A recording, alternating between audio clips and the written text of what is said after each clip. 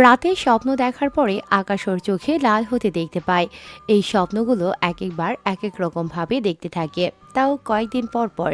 আর স্বপ্ন দেখার পরেই ওর চোখে এভাবে লাল হতে দেখা যায়। সেজন্য প্রতিদিনের মতো সকালবেলায় ঘুম থেকে উঠে ফ্রেশ হয়ে ভার্সিটিতে যাওয়ার জন্য তৈরি হয়। একটা ঢোলা শার্ট আর প্যান্ট, পকেটে হাত দিয়ে দেখে প্রতিদিনের মতো আজকেও কোনো ডলার নেই ওর কাছে। সেজন্য 2 গ্লাস পানি পান করে ভার্সিটিতে চলে আসে, কেননা ওর কাছে $1ও নেই যে কোনো কিছু কিনে খাবে। তারপর ও আকাশ যেমন আছে তেমনই খুশি। ভার্সিটিতে আসা মাত্রই আকাশ ওর কিছু বন্ধুদের দেখতে পায়। ওদের অবস্থা আকাশের তুলনায় অনেক ভালো, কেননা ওদের সবারই পরিবার আছে। চলুন গল্পের মূল কাহিনীতে ফেরা যাক। ভার্সিটিতে আসা মাত্রই কিরে, এত লেট কেন করলি? তোর জন্য আমরা এতক্ষণ ধরে বসে আছি এখানে, কিন্তু তোর আসার কোনো নামই নেই। স্যার, তুই যখন এসেছিস তখন চল আগে ক্যান্টিনে এসে খাই, তারপর আমরা ক্লাসে যাব। কিন্তু তোরা জানিস আমার কাছে $1ও নেই। আরে চিন্তা করিস কেন, আমরা যা খাবো সেখান থেকে তোকে একটু একটু করে দিলেও অনেক হয়ে যাবে। দেখা যাবে আমাদের থেকেও তোর প্লেটে বেশি পড়ে যাবে। আচ্ছা চল তাহলে। এরা তো খেতে যায়। এই ফাঁকে আপনাদের আকাশ ওর বন্ধুদের কিছু পরিচয় দিই। আকাশের পরিবারে কেউ নেই। আকাশ একটা দোকানে কাজ করে, মাসে $100 পায়। আর ওই ডলার দিয়ে ওর কোনো মতে মাস আর পড়াশোনার খরচ চলে যায়। ডলার থাকে না বলে এভাবে প্রায় সময় সকালে পানি খেয়ে দিন পার করে। তবে আকাশ অনেক মেধাবী, সেজন্য ভার্সিটিতে তেমন একটা খরচ ওকে করতে হয় না। শুধু বই খাতা কেনার ডলার হলে হয়ে যায়। বাকিরা হলো আকাশের বন্ধু। ওরা ছোটবেলা থেকে একসাথে বড় হয়েছে। আর ওরা বন্ধুত্বের জন্য কাউকে মারতেও পারে, আবার মার খেতেও পারে। মোটামুটি আপনারা এইটুকু পড়ে বুঝতে তো পেরেছেন আকাশের বর্তমান অবস্থা সম্পর্কে। চলুন এবার গল্পে ফেরা যাক। ওরা নাস্তা খাচ্ছিল তখন। আজকে ওদের টাকা খাচ্ছিস? তোর কি লজ্জা বলতে কিছু নেই যে সব সময় ওদের নেওয়া খাবার থেকে খাচ্ছিস? দেখ অভি, তা তোকে না জানলেও চলবে। তাছাড়া তোর বাবার মতো আমার এত ডলার নেই যে তোর মতো প্রতিদিন এক একটা রেস্টুরেন্টে খাবো আর এক একটা মেয়ে নিয়ে পার্টিতে যাব। এইসব করার জন্য ডলার লাগে, তোর তো তাও নেই যে তুই যাবি। তাছাড়া তোর যে অবস্থা, আমাদের বাসার চাকর হয়তো দূরে কথা, চাকরের ঘরে কাজ করারও যোগ্যতা নেই তোর। কথাটা বলে হাসতে থাকে, আর সাথে অভির বন্ধুরা। এটা নতুন হয়। অভি প্রতিদিন আকাশের পেছনে না লাগলে মনে হয় ওর পেটের বিরিয়ানি হজম হয় না। অভির পরিচয় আপনাদের আরেকটু পরে দিচ্ছে। তার আগে গল্পের নায়িকাকে তো খুঁজে আনি, কেননা নায়িকার আগমন না হলে তো গল্পের সিন আর কাহিনীগুলো ঠিক জমে না। বলতে না বলতে নায়িকা এসে হাজির। কিরে অভি, আজকেও তুই ওকে বাদ দিলি না? কি করব, ওর পিছনে না লাগলে আমার কেমন জানি লাগে। তাই বলে প্রতিদিন লাগতে হবে? কি করব, অভ্যাস হয়ে গেছে। তা আমাকে এই হিসাবটা একটু বুঝিয়ে দিবি? এরপর অভিকে দেখায়, ও তো পড়াশোনায় মোটামুটি ভালো, কিন্তু পুরো ভার্সিটিতে আকাশের চেয়ে বেশি মেধাবী ছাত্র আর নেই। একটা কাজ করলে কেমন হয়? কি কাজ? নতুন করে ওকে আবার বিপদে ফেলবি নাকি? আরে তোর হিসাবটা ওকে দিয়ে করে এনে তার বিনিময়ে ওকে $2-3 দিয়ে দিস, তাহলে বেচারা অন্তত দুপুরের খাবারটা অন্তত খেতে পারবে। কথাটা তো মন্দ বলিসনি। তাহলে আকাশ, এই নে, আমার হিসাবটা তুই মিলিয়ে দে। অভি যখন বলেছে তখন তোকে না হয় আমি $5 দিব, কি বলিস? কথাটা বলেই ওরা হেসে দেয়। এদিকে বাবু, শাকিল, অন্তর ওরা চুপ করে আছে, কেননা ইরা আর অভি অনেক বড়লোক ঘরের ছেলে মেয়ে। বড়লোক বলে ভুল হবে, তার চেয়ে বেশি কিছু হবে, তা আপনারা গল্পের সাথে থাকলে বুঝতে পারবেন কিছুটা। সেজন্য ওরা চুপ করে আছে, কেননা ওদের কিছু বললেই ওদের বাবা এসে এই ভার্সিটিতে ঝামেলা শুরু করে দেবে। সেজন্য ওরা চুপ করে আছে। তখনই দেখো ইরা, তোদের মতো একদিন আমারও দিন আসবে, সেদিন আমি এই সবের বদলা নিব। কথাটা মনে রাখিস। বলে বাবা লে, ছেলে বলে কি?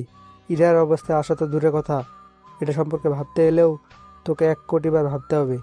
আর আমার ব্যাপারটার কথা নাই বললাম, আমার যে সিকিউরিটিগুলো আছে ওদের যে পরিমাণ বেতন দেই, সেই বেতন তুই 3-4 মাসেও কামাতে পারবি না। থাক সেসব কথা। ইরা, তুই তাহলে ওকে $3 দিয়ে হিসাবটা করিয়ে নি।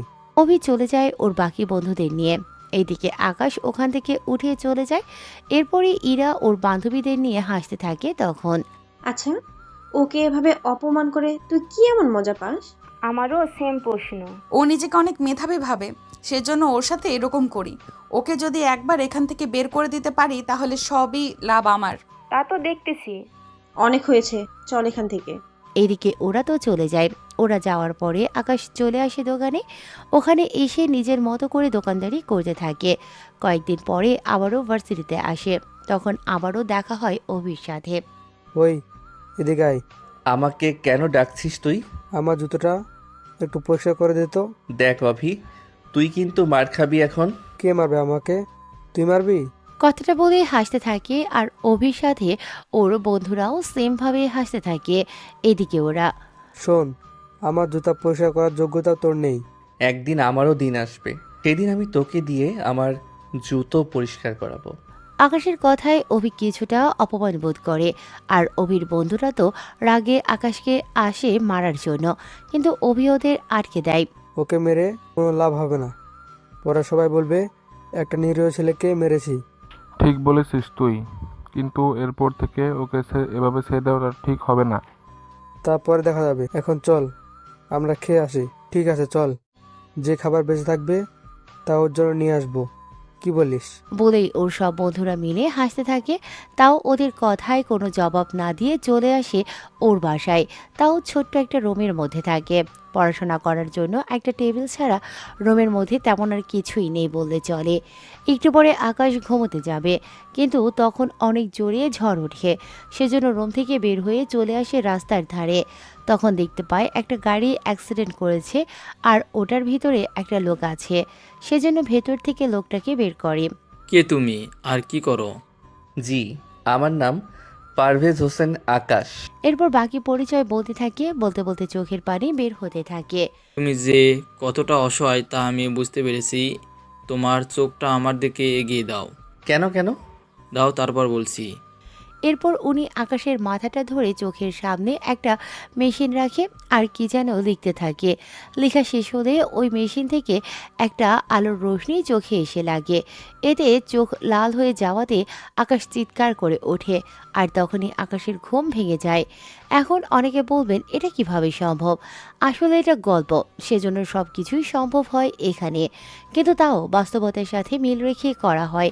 কেননা স্বপ্ন যে কখন বাস্তবের সাথে মিলে যায় তা কোনোভাবেই বলা যায় না। সেজন্য এই স্বপ্নের মাধ্যমে কি আকাশের জীবনটা নতুন করে চলতে শুরু করবে নাকি আগের মতোই থাকবে, তা আপনারা গল্পের সাথে থাকলে অবশ্যই জানতে পারবেন। পরের দিন সকালে যখন ভার্সিটিতে আসে ঠিক তখনই। এরা তোকে কিছু কথা বলার ছিল। কি কথা অভি? তুই কি কাউকে ভালোবাসিস? তুই হঠাৎ আমাকে এরকম প্রশ্ন করছিস, ব্যাপারটা কি বলতো? কারণ আছে, সেজন্য বললাম। আমার কোনো বয়ফ্রেন্ড নেই। এবার বল কি হয়েছে? প্রেম করবি কি? দেখ অভি, মজা করবি না আমার সাথে। তুই ভালো করে জানিস আমি তোকে কখনোই বয়ফ্রেন্ড হিসেবে মেনে নিব না। আমি জানি তোর বাবা এই দেশের সবচেয়ে ধনী লোক, কিন্তু তার মানে এই নয় যে আমি তোর সাথে প্রেম করব। তাছাড়া আমি তোর ব্যাপারে সবটা জানি, সেজন্য প্রেম করার তো প্রশ্নই ওঠে না। আমি কি তোকে বলেছি আমার সাথে প্রেম করতে? তোর সাথে না হলে অন্য কারোর সাথে আর হবে? কার সাথে আবার? আকাশের সাথে। তোর কি মাথা ঠিক আছে? আমার একদিনের খরচ ওর পুরো 1 মাসের খরচের চেয়ে বেশি। তুই কিভাবে পারলি এই কথা বলতে? আরে এখনই যদি এত রেগে যাস, পুরো কাহিনী শুনবি কি করে? পুরো কাহিনী বলতে? আগে সবটা শোন, তাহলে ভেবে বলিস তুই রাজি কি না। ঠিক আছে, বলতে থাক। তোকে শুধু প্রেমের অ্যাক্টিং করতে হবে, এর বেশি লাগবে না। তোর প্ল্যানটা কি বলতো? অভি এরপর সবটা বলতে থাকে। সবটা শোনার পরে ওর ভালোই লাগলো। তাহলে তো দেখতেছি লাভ আমারই হচ্ছে। তার বলতে? কিন্তু এতে করে ওকে অপমান করব কি করে? তুই কেন অপমান করতে যাবি? তার জন্য তো আমরা আছি, আমার বন্ধুরা তো আছেই। ঠিক আছে, আমি তাহলে কাজে লেগে পড়ি। কিন্তু ও কি রাজি হবে? রাজি হবে না মানে? অবশ্যই হবে। তুই শুধু ওকে প্রেমের জালে একবার জড়িয়ে নে, তাহলেই হবে। এরপর ইরা ওর কাজে লেগে পড়ে। আস্তে আস্তে আকাশের সাথে কথা বলতে শুরু করে। ইরা ও ভার্সিটির সবাই ক্রাশ, সেজন্য যে কোনো ছেলেই ওর সাথে কথা বলতে চায়। যদিও আকাশ প্রথমে রাজি হয়নি, কিন্তু ইরার কথার চাপে রাজি হতে হয়েছে। 10 দিন পরে ইরা আকাশকে ওর বাসায় পৌঁছে দিয়ে চলে যায়। এরপর আকাশ আবার ও রাতে স্বপ্ন দেখতে থাকে। স্বপ্ন দেখা শেষ হলে মোবাইল চেক করে অবাক হয়ে যায়। এটা কিভাবে সম্ভব? কেউ আমার সাথে মজা করছে না তো? কিন্তু এই মেসেজ আর এই স্বপ্নগুলো যা আমি এতদিন ধরে দেখে আসতেছি তা সত্যি হয়। তাহলে তো এই মেসেজগুলো সত্যি হবে। আমি কি একবার ওই ব্যাংকে যাব? একবার এসেই দেখি কি হয়। যে ভাবা সে কাজ। সকালবেলা মোবাইল আর নিজের শার্ট প্যান্ট পরে বেরিয়ে পড়ে ব্যাংকের উদ্দেশ্যে। কিন্তু ব্যাংকে যাওয়ার জন্য ওর কাছে ডলার পর্যন্ত নেই। সেজন্য পায়ে হেঁটে হেঁটে চলে আসে ব্যাংকে। ততক্ষণে আকাশের শরীর ঘামে অনেকটা ভিজে গেছে। এইদিকে দরজা দিয়ে ভেতরে চলে আসে। তখন ওখানে একটা ছেলেকে দেখতে পায়। সেজন্য ছেলেটার কাছে যায়। ছেলেটা আকাশের অবস্থা দেখেই বুঝতে পারছে না এখানে আসার কারণ কি থাকতে পারে। সেজন্য জিজ্ঞেস করে বসে। এই ছেলে, তোমার এখানে কি কাজ থাকতে পারে? টয়লেট পরিষ্কার করার লোক হলে তাড়াতাড়ি পরিষ্কার করো আর এখান থেকে বের হও। জি, আমি তো এখানে আমার ডলার তুলতে এসেছি। কথাটা বলার পরে ছেলেটা আকাশের দিকে দেখতে থাকে। এরপর নিজের অজান্তেই হাসতে থাকে। ওই ছেলেটার হাসি দেখে আকাশ তো বুঝতে পারছে না কি হচ্ছে এখানে। তোর কি মাথা খারাপ হয়ে গেছে? তুই কি জানিস এই ব্যাংকের নাম কি? আর এই ব্যাংকে অ্যাকাউন্ট খুলতে হলে প্রথমে কত ডলার জমা দিতে হয় আর কত ডলার সর্বনিম্ন অ্যাকাউন্টে থাকতে হয়? তা জেনে আমি কি করব? আমি তো আমার ডলার নিতে এসেছি। তুই কি বের হবে এখান থেকে নাকি আমি পুলিশ ডেকে আনবো? যাকে খুশি আনুন, তাতে আমার কোনোই আপত্তি নেই, কিন্তু আমি আমার ডলার নিয়ে যাবই। বুঝেছি, তোকে কথায় কাজ হবে না, যা করার করেই দেখাতে হবে। এই বলে সিকিউরিটিদের ডাক দেয়। সিকিউরিটি আসার আগেই আকাশ দৌড়ে এসে ম্যানেজারের রুমে চলে আসে। এতে ছেলেটাও পেছনে তো আসেই, কিন্তু ভেতর থেকে লক করে দিয়েছে। সেজন্য বাহিরে দাঁড়িয়ে চিল্লাতে থাকে। কেননা বলা তো যায় না ম্যানেজারের কোনো ক্ষতি না করে বসে, এজন্য টেনশন হচ্ছে। এদিকে হঠাৎ দরজা বন্ধ করাতে ম্যানেজার তো ভয় পায়। সেজন্য, কে তুমি আর এখানে কেন এসেছো? তা এসেছো যখন দরজা কেন বন্ধ করলে? আপনার সাথে আমার কিছু কথা আছে। আমার সাথে আবার কি কথা থাকতে পারে? আমি এসেছি ডলার তোলার জন্য, কিন্তু আপনার কর্মচারী আমার সাথে অনেক বাজে ব্যবহার করতেছে, সেজন্য আমি আপনার কাছে এসেছি। আচ্ছা বসুন আপনি। তো আপনার কার্ড বের করুন, আর কত ডলার নেবেন তা আমাকে জানান, আমি বের করে দিচ্ছি। সেটাই তো বড় সমস্যা। মানে আমি ঠিক বুঝলাম না। আমার কাছে কার্ড তো নেই। যখন আপনার কার্ড নেই তখন ডলার তুলবেন কি করে? আমি শিওর আপনি এখানে চুরি বা কোনো ঝামেলা করার জন্য এসেছেন। আমি এক্ষুনি পুলিশকে কল দিব। পুলিশকে কল করতে হবে না, আপনি একটা কাজ করুন, আই স্ক্যানার মেশিনটা দিন তো। তুমি কিভাবে জানো ওই মেশিনের কথা? আমি কিভাবে জানি সেটা বড় কথা নয়, বড় কথা হচ্ছে আপনি মেশিনটা দিবেন কিনা সেটা বলুন। আকাশের কথায় ম্যানেজার মেশিন তো এগিয়ে দেয়। এরপর ওখানে আকাশ নিজের চোখ মেলে তাকায়। তখন ওখানে একটা লাল লেখা ওঠে। এতে ম্যানেজারের তো সন্দেহ আরও বাড়তে থাকে। তুমি কি ভেবেছো এই মেশিনে আসবে, ভুলভাবে স্ক্যান দিবে আর তোমাকে মেশিন গ্রহণ করে নেবে? সেটা তুমি ভাবলে কি করে? আমি এক্ষুনি পুলিশকে কল দিয়ে এখানে আসতে বলতেছি। আমাকে আর একটা সুযোগ দিন, আমি আর একবার দিব। যে যাই করো, তবে এই লাস্ট। যদি তোমার তথ্য না আসে তাহলে সাথে সাথে কল চলে যাবে পুলিশ স্টেশনে। আমি কি মুখটা ধুয়ে নিতে পারি? পারো, যাও এখন আর খুঁয়ে নাও। এরপর আকাশ মুখের সাথে চোখটাও ভালো করে ধুয়ে তারপর আবার আই স্ক্যানার মেশিনের সামনে চোখ রাখিয়ে এবার মেশিনে সবুজ সিগন্যাল দেখাচ্ছে। আর তখনই ম্যানেজারের ফোনে একটা মেসেজ আসে। সেখানে আকাশের নাম দেখে ম্যানেজার তো অবাক হয়ে যায়, কেননা আকাশের নামের নিচে যে ডলারের অ্যামাউন্ট ছিল তা দেখে উনি বেশি অবাক হয়। স্যার, আপনি মিস্টার? হ্যাঁ আমি। কেন, চিনতে কি পারেননি? সত্যি সরি স্যার, আমি আপনাকে চিনতে পারিনি। আপনি দাঁড়িয়ে আছেন কেন? বসুন এখানে। বসতেছি। তা অ্যাকাউন্টে কি শুধু ওই কয়েকটা ডলারই আছে নাকি আরও কিছু আছে? আছে মানে আরও অনেক কিছুই আছে, যা বলে শেষ করা যাবে না। আপনার অ্যাকাউন্টের বাইরে একটা লকার আর কিছু ডিপোজিট করা আছে, আর ওখানে আরও অনেক কিছুই আছে। ঠিক আছে, আমাকে ডিটেলস বলতে থাকো।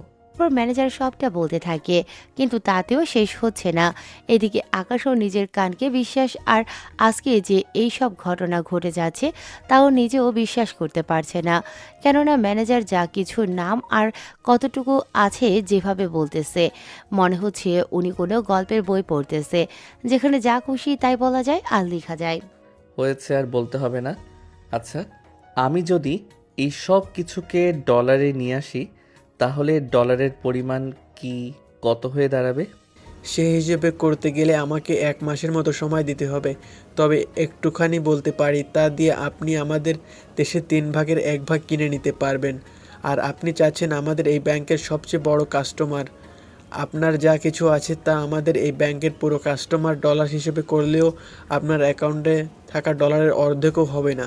আচ্ছা, আমি তো সবসময় এইভাবে স্ক্যানার দিয়ে ডলার তুলতে আসতে পারবো না, সেজন্য এখন কি করা যায়? আপনি আমাকে শুধু 10টা মিনিট সময় দিন, আমি নিজে আপনার জন্য একটা কার্ড বানিয়ে আনতেছি। আর এই কার্ড আপনি যে কোনো মেশিনে দিয়ে ইউজ করতে পারবেন। ঠিক আছে, তাড়াতাড়ি করুন, আমার হাতে সময় নেই। এইদিকে ম্যানেজার তাড়াতাড়ি করে রুম থেকে বের হয়ে কার্ড বানাতে চলে আসে। কিছুক্ষণের মধ্যেই কার্ড বানিয়ে আনে। এই নিন স্যার আপনার কার্ড। আর যে কোনো প্রয়োজনে শুধু আমাকে একটা কল দিবেন, আমি আপনাকে সাহায্য করতে সবার আগে। তাহলে কি আমি এখন যেতে পারি? জি স্যার, অবশ্যই যাবেন, তবে একটু কিছু খেয়ে যান। ঠিক আছে, ঠান্ডা পানি কিছু আনিয়ে নিন। আমি নিজে আপনার জন্য নিয়ে আসতেছি। আকাশ মানা করলেও ম্যানেজার নিজে এসে সবটা করতে থাকে। এরপর আকাশ বের হয়ে চলে আসে। তখন ছেলেটা এসে আকাশের সামনে দাঁড়ায়। আপনি কে? আর ম্যানেজার স্যার আপনার জন্য এত কিছু করতেছে, আমার তো কিছুই মাথায় আসছে না। উনি তো আমাদের কোনো কাস্টমারের জন্য এইসব করে না, তাহলে আপনার জন্য কেন করলো? তোমার মাথায় কোনো কিছু আনার প্রয়োজন নেই, যেভাবে আছো সেভাবেই থাকো। আমি কে তা জেনে তোমার কোনো কাজ নেই। তবে একটা কথা মনে রেখো, কারো পোশাক দেখে তার ব্যক্তিত্ব যাচাই করো না, কেননা অনেক কয়লার ভিতরেও কিন্তু হিরে লুকানো থাকে। সরি স্যার, এরকমটা কখনো হবে না। এরপর আকাশ তো চলে আসে। এদিকে এসেই ঘুমিয়ে পড়ে। ভেবেছিল স্বপ্ন দেখতেছিল প্রতিবারের মতো। সেজন্য পরের দিন ঘুম থেকে রেডি হওয়ার সময়ে কার্ড দেখতে পায়। কার্ড হাতে নিয়ে অবাক হয়ে তাকিয়ে থাকে। এটা কিভাবে সম্ভব? স্বপ্ন কিভাবে সত্যি হতে পারে? আচ্ছা, এই কার্ড আজও কাজ করে কিনা তা তো আমাকে দেখতে হবে। তবে ধরেই বড় কোনো রেস্টুরেন্টে যাওয়া যাবে না, আগে কিছু ডলার উঠিয়ে নেই, তারপর বাকিটা দেখা যাবে। যে ভাবা সেই কাজ। কার্ড নিয়ে বেরিয়ে পড়ে। বাইরে একটা ব্যাংকে এসে কার্ড দিয়ে ডলার বের করে নেয়। আসলে এটা এমন একটা কার্ড যে কার্ডের মাধ্যমে খুব সহজে যে কোনো ব্যাংক থেকেই চাইলেই ডলার উঠিয়ে নিতে পারবে। সামান্য কিছু ডলার নিয়ে চলে আসে ভার্সিটিতে। আজকে আকাশকে অনেক খুশি দেখে ওরা সবাই ওর কাছে আসে। কিরে, আজকে তোকে এত খুশি লাগছে কেন? কিছু তো বল। কিরে, কোনো লটারি পেলে নাকি?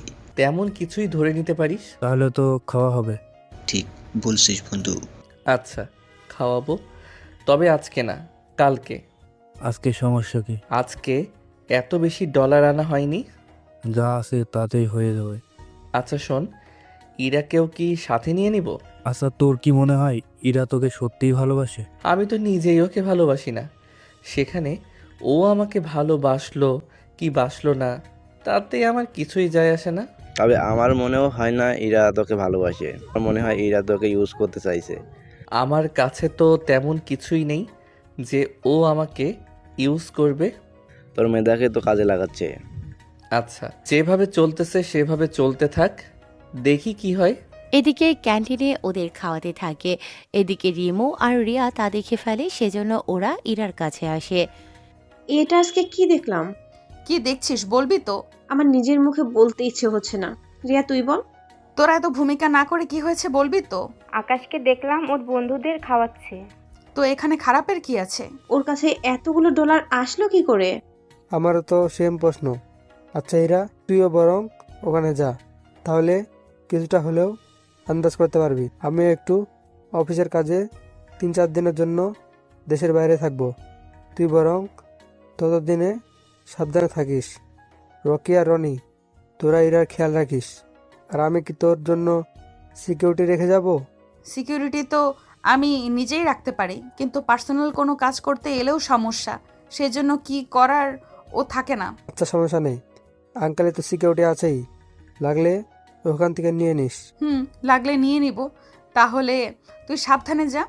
এদিকে ইরা ওখান থেকে উঠে চলে আসে ক্যান্টিনে। ক্যান্টিনে এসে দেখে সত্যি সত্যি আকাশ ও বন্ধুদের খাওয়াচ্ছে। সেজন্য ওর পাশে এসে বসে পড়ে আর কিছু খাবার অর্ডার দেয়। এ কি, তুমি কখন এলে? আসলাম, আর খাবারও অর্ডার দেওয়া শেষ। তা আজকের খাবারের বিল কে দিবে? কে আবার? তুমি যখন এসেছো তুমি দিবে। ঠিক আছে, আমি না হয় দিলাম। আরে ওরা মজা করছে, বিল আমি দিব। তোমার যা ইচ্ছে হয় খেয়ে নাও। তুমি হঠাৎ এতগুলো ডলার ফেলে কি করে? পেয়েছি কোনো না কোনোভাবে। তাছাড়া চিন্তা করো না, এখন আর আমি আগের মতো চলাফেরা করব না, নিজেকে একটু চেঞ্জ করব। কিরকম শুনি? পরে দেখতে পারবে, এখন খাওয়া শেষ করে নাও। এরপর ওরা খাবার খায়, বিল সবটা আকাশ নিজেই দেয়। এরপর ওরা যখন বের হতে যাবে তখন তোমার সাথে কিছু কথা আছে আমার। কি কথা? চলো আমরা একটু শপিং এ যাব। কিন্তু আমার কাছে তো এখন ডলার নেই যে তোমাকে শপিং করাতে পারবো। আমি কি বলেছি তোমাকে বিল দিতে? বিল তো দিব আমি। আচ্ছা চলো তাহলে। আচ্ছা ওরা কেন যাবে? বারে, ওরা আমার বান্ধবী, ওরা তো যেতেই পারে। তাছাড়া ওরা নিজেদের জন্য শপিং করবে। কিছু কি হয়েছে? কি রে, আকাশ ভাইয়া মনে হচ্ছে আমরা যাওয়াতে মোটেও খুশি না। ঠিক আছে, আমরা তাহলে নেমে যাচ্ছি। আমি তো এমনটা বলিনি, চলো তাহলে। এরপর ওরা শপিংয়ে আসে, এসে কিনতে থাকে এক এক করে। এবার যখন বিল দেওয়ার পালা হয় তখনই কি ব্যাপার ইরা, তুই কেন বিল দিচ্ছিস? আমি না দিলে আর কে দিবে?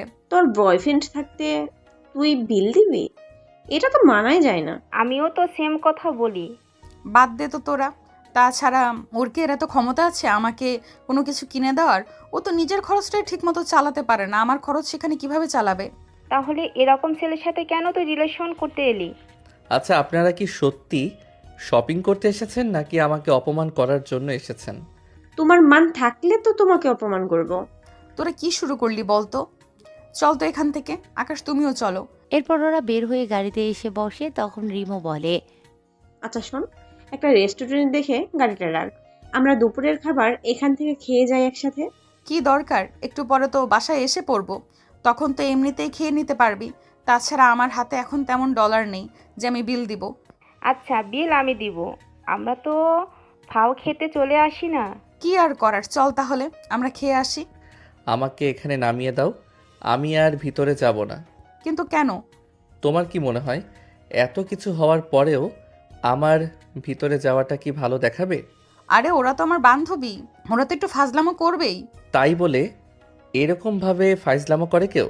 আচ্ছা এখন এই নিয়ে মন খারাপ করতে হবে না, এখন চলো আমরা ভেতরে এসে খেয়ে নেই। এরপর ওরা ভিতরে আসে, কিন্তু ওখানে ভালো কোনো রুম খালি ছিল না।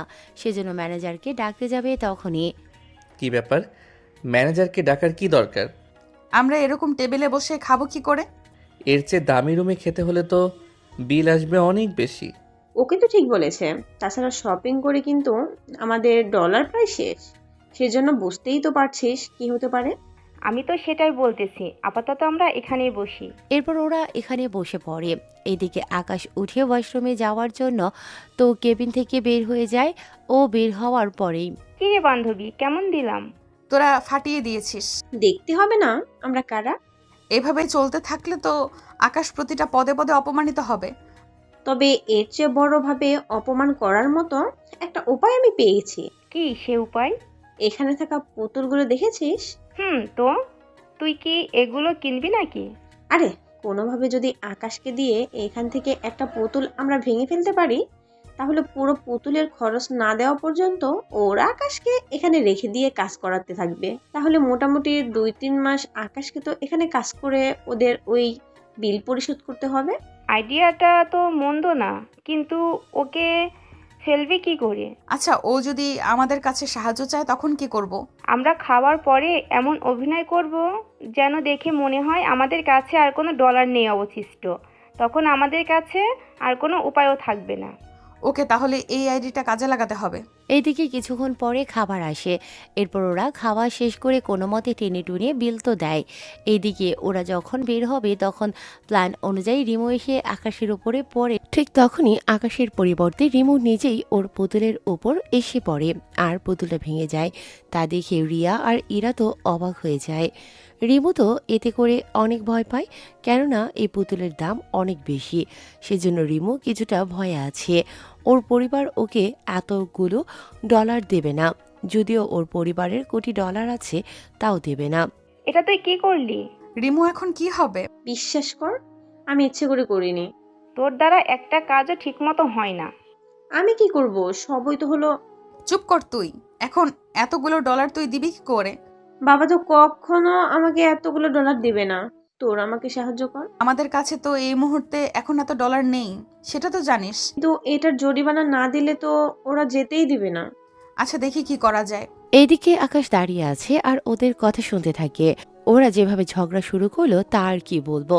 এইদিকে ম্যানেজার এসে হাজির। আসলে আমার বান্ধবী ইচ্ছে করে ভাঙেনি, ও একটু হোঁচট খেয়ে ওটার ওপরে এসে পড়ে, এতে করে ভেঙে যায়। যদি না দিতে পারি? কিরে, এখন কি করবি? আমি তো তাই ভাবছি, 2 মাস এখানে থাকতে হবে। বাবা জানলে তো আমাকে বাসা থেকে বেরিয়ে হতে দিবে না। এখন তাহলে উপায় কি? আমি তো তোদের কথা মতো কাজ করতে এসে আজকে এরকম অবস্থা। তাই বলে তোকে নিচে তো পড়তে বলিনি। কোনোভাবে ম্যানেজ কর না প্লিজ। ডলার কিভাবে দিব সেটাই ভাবছি। একটা কাজ করলে হয় না? এখন তো আমাদের সাথে এতগুলো ডলার নেই। আপনি একটা কাজ করুন, এটা হচ্ছে আমার বাবার ঠিকানা, কালকে এই ঠিকানায় কাউকে পাঠিয়ে দেবেন, তাহলে ডলার দিয়ে দিব। এরপর কি করবে ওরা ভাবছে। এইদিকে তখন ওদের অভির কথা মনে পড়ে। অভিকে একটা কল দিয়ে এনার সাথে কথা বলিয়ে দিই, তাহলেই হয়ে যাবে। তাড়াতাড়ি করে ওকে কল দে। এরপর কল দেয় অভিকে আর সবটা বলতে থাকে। সবটা শোনার পরে তোমরা শুধু 10 মিনিট অপেক্ষা করো, আমি কাউকে দিয়ে ডলার পাঠিয়ে দিচ্ছি। ঠিক আছে, তাড়াতাড়ি কর। এদিকে 10 মিনিট অপেক্ষা করার পরে অভির সিকিউরিটি এসে ডলার দিয়ে যায় আর ওই ডলার ম্যানেজারকে দিয়ে চলে আসে রেস্টুরেন্ট থেকে। এরপর গাড়িতে বসে আকাশকে আরো কথা শোনাতে থাকে। দেখলি তো, বিপদের সময়ে আজকে অভি আমাদের সাহায্য করলো। কিন্তু তুই কি দেখে যে ওকে পছন্দ করতে গেলি? না তোকে কোনো কিছু দিতে পারে, আর না তোকে কোনো কাজে কখনো সাহায্য করতে পারে। তাও ওকেই চাই আমার। আমি হলে তো এরকম বয়ফ্রেন্ডকে আগে ছেড়ে দিতাম। যার সামান্য কিছু ডলার দেওয়ার ক্ষমতা নেই, তার সাথে আর যাই হোক আমি কখনো রিলেশন করতাম না। আচ্ছা থাক সেসব কথা, এখন তোরা বাসায় যা। এরপর ওরা বাসায় যায়। এইদিকে আকাশকে নামিয়ে দিয়ে ইরা ওর বাসায় চলে যায়। এদিকে আকাশ পরের দিন আসে ওই ব্যাংকে। তখন রিমু আর রিয়া ওকে দেখে ফেলে, কেননা ওরা দুজন এসেছে কিছু কাজে, কেননা ওরা নিজেদের বাবার অ্যাকাউন্ট খোলার জন্য এসেছে। সরি ম্যাম, আমাদের এখানে এত কম ডলারে অ্যাকাউন্ট খোলা হয় না। কি বলছেন কি? 1 কোটি টাকা দিচ্ছি, তাও বলছেন হবে না? জি ম্যাম, অ্যাকাউন্ট খুলতে হলে আপনাকে আরও 1 কোটি জমা দিতে হবে। দোস্ত, আমি অত ম্যানেজ করে 1 কোটি এনেছি, এখন বাবাকে কি বলবো?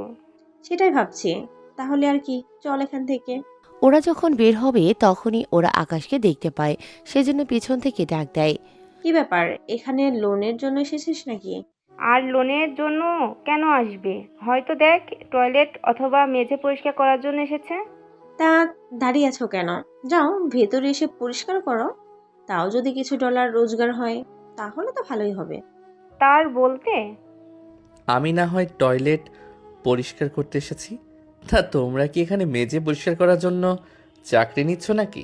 কথাটা শোনার পরে রিমু আর রিয়া অনেক অপমান হয়, তাও কোনো কিছু আর বলেনি। একটু পরে রিয়া চল তো, এর সাথে কথা বলে সময় নষ্ট করা যাবে না। চল তাহলে। এদিকে ওরা চলে আসে। একটু পরে আকাশও নিজের কাজ শেষ করে বের হয়ে ভার্সিটিতে আসে।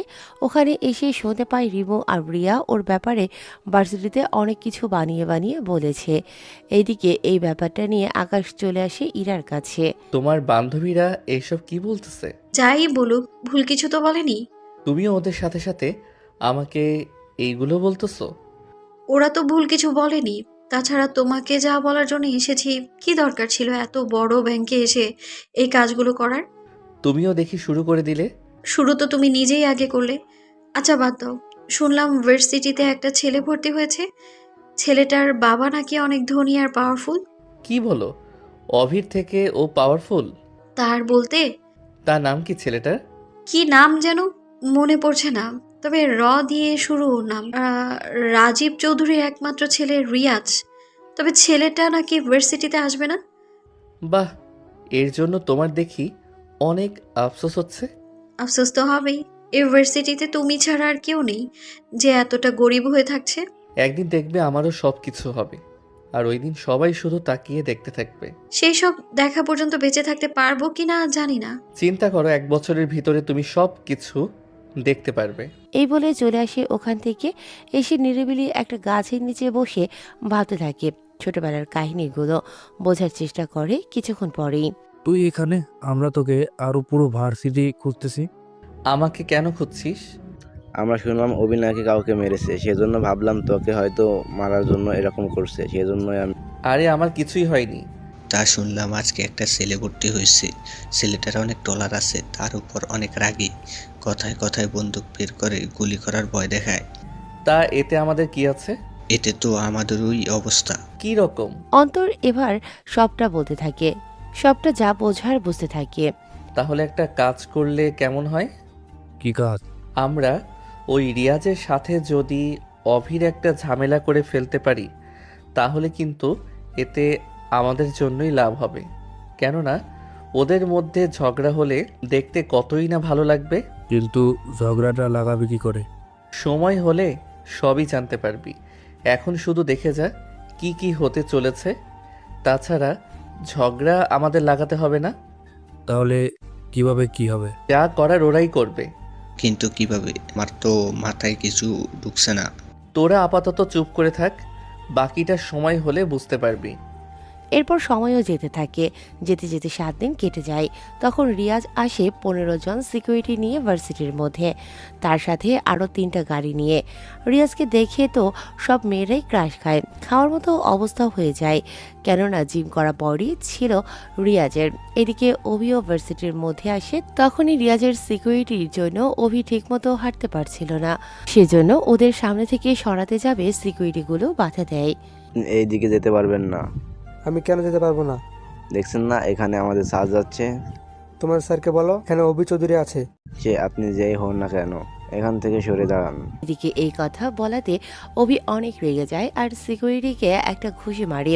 এতে বাকি সিকিউরিটিগুলো অভিকে মারার জন্য আসে। সেখানে রকি আর রনিও এসে সিকিউরিটিগুলোকে থামাতে থাকে। এইদিকে কি ব্যাপার, ওখানে কি হয়েছে? স্যার ওখানে একটু সমস্যা হয়েছে, কিন্তু চিন্তা করবেন না, আপনি ক্লাসে যান, আমি ব্যাপারটা দেখতেছি। ঠিক আছে, দেখো পুলিশকে নিয়ে ভয় নেই, তা আমি সামলে নিব। সে আর বলতে। এইদিকে রিয়াজ রুমে চলে আসে। অন্যদিকে অভি কিছুটা মার খায়, কেননা অনেকজন ছিল আর অভি সব ওরা ছিল 3 জনের মতো, যার কারণে ওরা ঠিক পেরে ওঠেনি। এইদিকে ইরা এইসব দেখে অভির কাছে আসে। অভি এইসব কি করে হলো? বলছি আগে ক্যান্টিনের দিকে চল, তারপর বলতেছি বাকিটা। ঠিক আছে চলো। আকাশ, তুমি দাঁড়িয়ে আছো কেন? ওকে যে তুমি মারলে, তুমি কিছু করতে পারোনি? আশ্চর্য, আমি কি করব?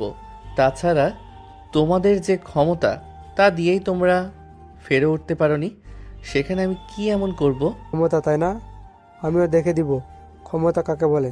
কাল থেকে ক্ষমতা আমিও দেখাবো। তোরা যদি এরকম ক্ষমতা দেখাতে থাকিস তাহলে তো বাকিরা অনেক ভয় পাবে। তা দেখার সময় নেই। কাল থেকে এরা তুমিও সিকিউরিটি আনবে, আর আমি এত বেশি সিকিউরিটি আনবো যে পুরো ভার্সিটিতেও জায়গা দিতে পারবে না। এখন হসপিটালে চলো, তোমাকে আগে হসপিটালে নিয়ে যাই। হসপিটালে যাওয়ার মতো কিছু হয়নি, আমি এখানেই আছি। আমিও তো দেখি কে সেই ব্যক্তি যার জন্য আমার শরীরে হাত দিল ওরা। এদিকে রিয়াজ ক্লাস শেষ করে বের হয়, কিন্তু অভির এক বেশ জুনিয়র রিয়াজ, কিন্তু তা ওরা নিজেরাও জানে না। কিছুক্ষণ পরে রিয়াজ যখন বের হয়, সাথে সিকিউরিটিগুলো পাশে থাকে। আচ্ছা, তোমরা তখন কাকে যেন মারলে, তা সে কি আছে এখনো নাকি হাসপাতালে গেছে?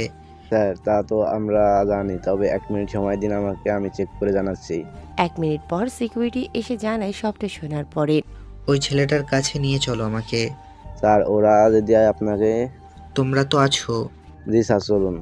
এরপর ওরা আসে অভির কাছে। অভি তো রিয়াজের দিকে তাকাচ্ছে আর রাগে ফেটে যাচ্ছে। রিয়াজ অভির সামনে এসে, দেখো তোমরা তো সিকিউরিটি সম্পর্কে জানো না, সেজন্য আমার ধারে কাছে আসতে গেলে তো এরকম অবস্থা হবেই তোমাদের। সেই জন্য ভিআইপি লোকেদের চিনে রাখো, ভবিষ্যতে আমার ধারে কাছে আসার চেষ্টাও করবে না। ও তাই নাকি? আমি তো আসলে জানতাম না। সে যাকগে, আমি কে, কি আমার পরিচয় তা তুই খুব তাড়াতাড়ি জানতে পারবি। তার জন্য হয়তো তোকে অনেক আফসোস করতে হবে। এই রিয়াজ চৌধুরী কোনো ব্যাপারে আফসোস করে না, যা দরকার বা পছন্দ হয় তা চিনে নিয়ে আসে। দেখা যাক তোর দৌড় কত দূর। এই তোমরা তাহলে চলো এখন। রিয়াজ তো চলে যায় সিকিউরিটি নিয়ে। এইদিকে অভি, এরা তুইও সিকিউরিটি নিয়ে আসবি। এক কথায় তোরা সিকিউরিটি নিয়ে আসবি আজকে থেকে ভার্সিটিতে। কিন্তু আমি কি করব? তোমার কিছু করার ক্ষমতা থাকলে তো করবি। সেজন্য ভাই তুমি চুপ থাকো। এরা আমি গেলাম বাসার দিকে। এদিকে অভি বাসায় আসে আর ওকে এরকম অবস্থায় দেখে অভির বাবা তো ঘাবড়ে যায়। কার এত বড় সাহস আমার ছেলের এরকম অবস্থা করে? ভার্সিটিতে একটা ছেলে এসেছে। তাতে কি হয়েছে? তুই কি এই একটা ছেলের কাছে মার খেয়েছিস? এরপর অভি সবটা বলতে থাকে। সবটা শোনার পরে কি ওর এত বড় সাহস তোকে সিকিউরিটি দিয়ে মার খাওয়াই? হ্যাঁ আব্বু, প্রথম দিনেই আমার এরকম হাল করেছে, তাহলে এবার তুমি বুঝে দেখো কি হয় সামনের দিকে। সেজন্য আমিও কাল থেকে সিকিউরিটি নিয়ে যাব ভার্সিটিতে। তুমি সিকিউরিটি ব্যবস্থা করো। আমি তো তোকে আরো অনেকবার বলেছি সিকিউরিটি নিয়ে ভার্সিটিতে যাবি, যেখানে যাস না কেন ওদের নিয়ে যাবি, কিন্তু তুই তো আমার কোনো কথাই শুনিস না। কাল থেকে নিয়ে যাব, আর তুমি 20 জন সিকিউরিটি ব্যবস্থা করো। ঠিক আছে, কালকে নিয়ে যাস তাহলে ভার্সিটিতে। এদিকে ইরাও বাসায় এসে ওর বাবাকে জানায় সবটা। উনি জানার পরে কি নাম বললি তুই? রাজীব চৌধুরীর ছেলে রিয়াজ চৌধুরী। ওই ছেলে আর ওর বাবা তো অনেক বেশি খারাপ। কি বলছো কি তুমি? ঠিকই বলেছি। তোমার সাথে কি কিছু হয়েছে? হয়েছে, তাও কয়েক বছর আগের কথা। রফিক কত বছর হবে? ওই তো 15 বছর আগের কথা। তাহলে বলো আমায়। কিন্তু এতে কিছু সমস্যা হয়েছে, তুই জানলে হয়তো কষ্ট পাবি। তারপরেও তুমি বলো আমাকে। অতীত 15 বছর আগে ইরা অনেক ছোট ছিল। তখন আনুমানিক ইরার বয়স হবে 5 বা 7 বছর, আর রিয়াজের প্রায় 9 বছর হবে। তখনই ইরার বাবা আর রিয়াজের বাবা বিজনেস পার্টনার ছিল। ঠিক তখন আচ্ছা, আমাদের ব্যবসার জন্য তো অনেক ডলার লাগবে। তা তো লাগবেই, কিন্তু আমার যা কিছু আছে তা দিয়ে হয়ে আরও থাকবে। কিন্তু আমার কি হবে? আমার তো লোন নিতে হবে। তুই একটা কাজ করতে পারিস। কি কাজ? তোর বাড়িটা আর কিছু জায়গা জমি আছে, সেগুলো আমার কাছে বন্ধক দিয়ে দে। আমি তোকে আমার কোম্পানির 40% শেয়ার দিব, আর বাকি 60% আমার থাকবে। আমাদের তো 50% করে শেয়ার নেওয়ার কথা ছিল। কিন্তু 50% শেয়ার যে তোকে দিব, সে পরিমাণ ডলার কি আছে তোর কাছে? তা তো নেই।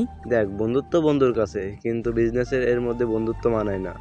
তুই যদি রাজি থাকিস তাহলে বল আমাকে। দেখ, বন্ধুর কাছে কিন্তু। আচ্ছা, তুই কাল আমার বাসায় আসিস, তাহলে আমি তোকে জানাবো। আমি তাহলে সব পেপার নিয়ে আসবো, তুইও কাগজপত্র সব নিয়ে রেডি রাখিস। ঠিক আছে, আমি রেডি করে রাখবো। এদিকে পরের দিন রাজীব চলে আসে রফিকের বাসায়। এসে নিজেদের মধ্যে কথাবার্তা বলতে থাকে। কথা শেষ হওয়ার পরে রফিক চৌধুরী নিজের বাড়ি থেকে শুরু করে সব কিছু রাজীবের কাছে বন্ধক দিয়ে দেয়, আর এদিকে রাজীব বিজনেসের কাগজ রফিককে দিয়ে দেয়। এভাবেই চলতে থাকে কয়েকদিন। ওদের ব্যবসায় ভালোই চলতে থাকে। 3 মাস পরে আচ্ছা, তোর মেয়ে তো ভালোই বড় হচ্ছে। তোর ছেলেও ভালোই বড় হচ্ছে। একটা কাজ করলে হয় না? কি কাজ? তুই যদি চাস, আমরা ওদের বিয়ে দিয়ে আমাদের বন্ধুত্বটা আরো মজবুত করতে চাই। আমি এই ব্যাপারে এখন কোনো ডিসিশন দিতে পারবো না। আমার মেয়ে যদি তোর ছেলেকে পছন্দ করে তখন একটা কথা। আমি আমার নিজের মেয়ের অপছন্দে ওকে বিয়ে দিয়ে ওর জীবনটা নষ্ট করতে পারবো না। ঠিক আছে, তাই হবে। ওরা আগে বড় হোক, যদি ওরা একজন আরেকজনের পছন্দ করে তাহলে আমার আর কোনো আপত্তি নেই। আচ্ছা, তাহলে এখন বিজনেস কিভাবে আগে বাড়ানো যায় তা দেখতে থাকি। দেখতে দেখতে 6 মাস কেটে যায়। ওদের বিজনেস ভালোই যাচ্ছিল। একদিন রফিক রাজীবের বাসায় আসে। এসে দেখে রাজীবের পাশে একটা মহিলা শুয়ে আছে। উনি স্বাভাবিকভাবে ভেবে নিল এটা হয়তো ওনার স্ত্রী হবে, সেজন্য। আমি বরং পরে আসি। রাজীব কথাটা শুনে কিছুটা ভয় পায় আর তাড়াতাড়ি করে উঠে পড়ে। কি বন্ধু তুই? আর ওই মহিলাটাকে? ও তো আমার অন্য একটা বন্ধুর বউ। ছি ছি ছি, তুই বন্ধু হয়ে বন্ধুর বউয়ের সাথে এরকম করতে পারলি? এছাড়া কি করব? আমার বন্ধু আমার কাছ থেকে ডলার ধার নিছিল। ওর ব্যবসা লস হয়ে সব কিছু হারিয়ে ফেলে, আর ওর বউয়ের ওপর আমার একটু লোভ ছিল বরাবরের মতো। সেজন্য আমি বন্ধুকে বলি, ও যদি ওর বউকে আমার কাছে 7 দিনের জন্য রাখে তাহলে আমি ওর ধার মাফ করে দিব। ছি ছি ছি, তুই ডলারের জন্য এভাবে বন্ধুর বউয়ের সাথে? ছি, এইসব করতে লজ্জা করে না? কিছু করার নেই, আমার তো বউ অনেক আগে মারা গেছে, সেজন্য নিজের চাহিদার কথাই। আর বলতে হবে না। এই রকম যদি হয় তুই বিয়ে করে ফেল, তা না করে তোর বাসায় একটা বাচ্চা আছে, ও যদি এইসব দেখে তাহলে কি হবে ভাবতে পারছিস? আরে ওই সব সবই জানে। তোর বাচ্চা ছেলের সামনে এইসব করতে তোর কি লজ্জা করে না? দেখ, ও সবই জানে, তাছাড়া আমার ডলার না দিলে এছাড়া তো কোনো উপায়ও নেই আমার। আমি তোর সাথে বিজনেস করব না। তুই আমার বাড়ির জমিন দলিল আমাকে দে। তুই কিন্তু ভুল করছিস, সামান্য একটা কারণে তুই এরকম করবি আমার সাথে? আজকে তোর বন্ধুর এরকম অবস্থা হয়েছে বলে তুই ওর সাথে এরকম একটা কাজ করতে পারলি, সেখানে ভবিষ্যতে আমারও যদি সেই একই রকম অবস্থা হয় তাহলে তো তুই আমার ছি ছি ছি, আমার বলতেও লজ্জা হচ্ছে। তুই কিন্তু কাজটা মোটেও ঠিক করলি না। আর যাই করিস না কেন, তোর সাথে তো কখনোই আমি বিজনেস তো দূরের কথা, বন্ধুত্বও রাখবো না। এরপর রফিক চৌধুরী তার জমির দলিল নিয়ে চলে আসে। এদিকে রাজীব তার বন্ধুর সাথে রঙ্গলীলায় মেতে উঠতে থাকে। কয়েকদিন পরে রফিক চৌধুরী তার সব কিছু বিক্রি করে দূরে অন্য জায়গায় চলে যায়। এরপর নতুন করে শুরু করে ব্যবসা। এখানে অতীত শেষ করলাম সবটা বলার পরে। তার মানে উনি আগে থেকেই খারাপ ছিল? তা আমি আগে জানতাম না। ভালোই করেছো, ওনার ছেলের সাথে আমার বিয়ে দেওয়ার কথা বলনি। যেখানে ওর বাবা এরকম সেখানে ও আর ভালো হবে কি করে? সেটাই তো। তাহলে তো আমাকে চিনতে পারবে না। যদি জানে তুই আমার মেয়ে তাহলে তোর ক্ষতি করার জন্য উঠে পড়ে লাগবে। তাহলে কি আমি পরিচয় গোপন রাখবো? বলা তো চায় না, কখন আবার তোর দিকে হাত বাড়িয়ে বসে। ভালোই করেছো ওই ছেলের সাথে সম্পর্কে আমাকে বলে। দিকে পরের দিন অফিস সিকিউরিটি নিয়ে ভার্সিটিতে আসে, আর অন্যদিকে রিয়াজের সাথে তো আছেই। ইরা ভার্সিটিতে এসে দেখে রিয়াজ কিছু মেয়ের সাথে বসে আছে আর কথা বলতে বলতে ওদের শরীরে হাত দেয়। বাবার স্বভাব ছেলে তো পাবেই, লুচ্চা ছেলে কোথাকার, একদম বাবার মতো হয়েছে। এদিকে আজকে অভি আর রিয়াজের সিকিউরিটির জন্য কোনো কিছুই হচ্ছে না।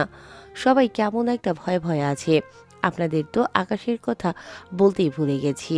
আকাশও তখন ওখানে ছিল, তবে দাঁড়িয়ে আছে আর শুধু দেখতে থাকে। কিছুক্ষণ পরে ওখানে রিয়াজের বাবা রাজীব চৌধুরী আসে। উনি অভিকে বিভিন্নভাবে ধমকাতে থাকে।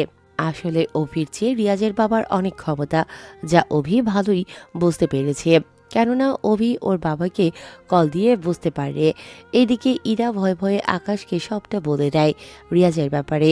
অভিকে কিছুক্ষণ ধমকানো শেষ করে রিয়াজের বাবা মিস্টার রাজীব চৌধুরী চলে যায় ওখান থেকে। উনি যাওয়ার পরেই, তুমি কি শিওর? হ্যাঁ শিওর।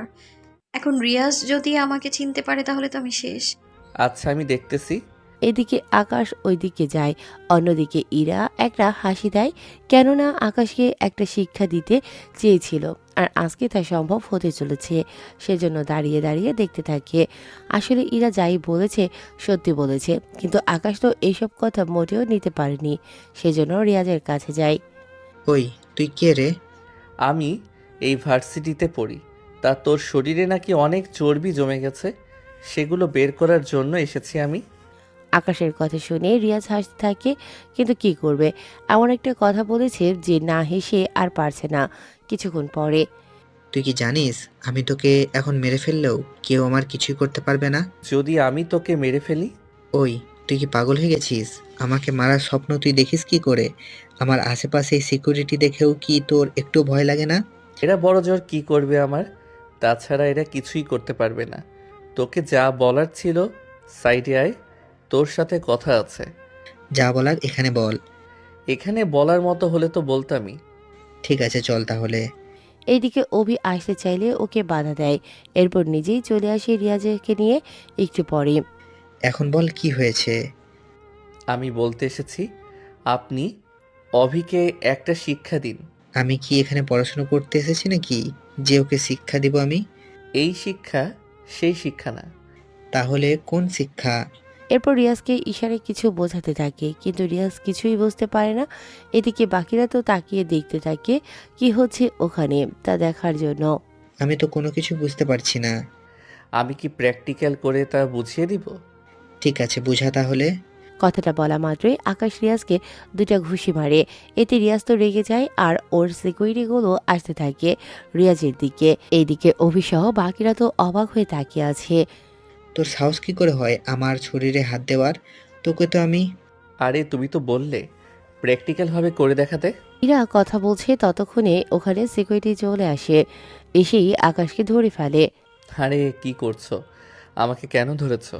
আমি তো তোমাদের স্যারকে বোঝাতে এরকম করেছি। তুই কি আমাদের বোকা পেয়েছিস? আমরা এখান থেকে দেখছি তুই স্যারের মুখে ঘুষি মারছিস আর স্যারের মুখ দিয়ে রক্ত বের হচ্ছে। ওই তোরা আগে এটাকে মার। যেই ওরা মারতে আসবে রিয়াজ ওদের থামিয়ে দেয়। মারতে হবে না ওকে, তোমরা ওখান থেকে যাও, বাকিটা আমি এর সাথে বুঝে নিচ্ছি। ওরা চলে যাওয়ার পরে বাকিরা তো বলা বলি করতে থাকে। এইদিকে ইরা তো অনেক বেশি অবাক হয় আকাশের এমন কাণ্ড দেখে। তুই এরকম ভাবে প্র্যাকটিক্যাল দেখানোর কি দরকার ছিল? এরকমটা না হলে তো তোমাকে বোঝাতেই পারতাম না। তাহলে কি এখন অভিকে মেরে আসবো? আগে হসপিটালে যাও, পরেও অবিকে দেখতে পারবে। ঠিক আছে, যাচ্ছি। এইদিকে রিয়াজ আকাশকে কোনো কিছু না বলেই সিকিউরিটি নিয়ে বেরিয়ে পড়ে। এইদিকে বাকি সবাই তো অবাক হয়ে তাকিয়ে আছে একটু আগে কি হয়েছে তা বোঝার জন্য। যখনই আকাশ ওদের সামনে আসে তখনই সবাই আকাশের সাথে কথা বলার জন্য আসে। কিভাবে করলে এসব? রিয়াজের মতো ছেলেকে তুমি মারলে কি করে? চুপ করো তোমরা। তুই বল, রিয়াজকে মারার এত সাহস তুই কোথা থেকে পেলি? এই সব সাহস তো আমি ইরার কাছ থেকে পেয়েছি। এবারটা বলে কি এগুলো? এ তো দেখি সত্যি সত্যি আমাকে ফাঁসিয়ে ছাড়বে মনে হচ্ছে। কি ব্যাপার, তুমি চুপ কেন ইরা? বলো ওদের সব কিছু। আমি কি বলবো, আমি তো নিজেই জানি না। তাহলে আমি কি সবটা বলে দিব? সবটা বলতে কি কি? অভি কোনো কিছু না, ও এমনিতেই মজা করছে। আমিও শুনি কি নিয়ে মজা করছে। বলো বলো, তাড়াতাড়ি করে বলো। এই তুমি কিছুই বলবে না? ইরা তো মানা করছে। তুমি বলো, আমরা শুনতেছি। ইরা আমাকে বলেছে আমি যদি রিয়াজকে মারতে পারি তাহলে ও সবার সামনে আমাকে চুমু দিবে। কথাটি শুনে বাকিরা যতটা না অবাক হয় তার চেয়ে বেশি অবাক হয় ইরা নিজেই। এই, আমি তোকে কখন বলেছি এই কথাটা? তখন যে বললে, তুমি যদি নাই বলতে আমি কি এত কিছু করতাম? তাই বলে আমি এটা যে করব তা তো বলিনি।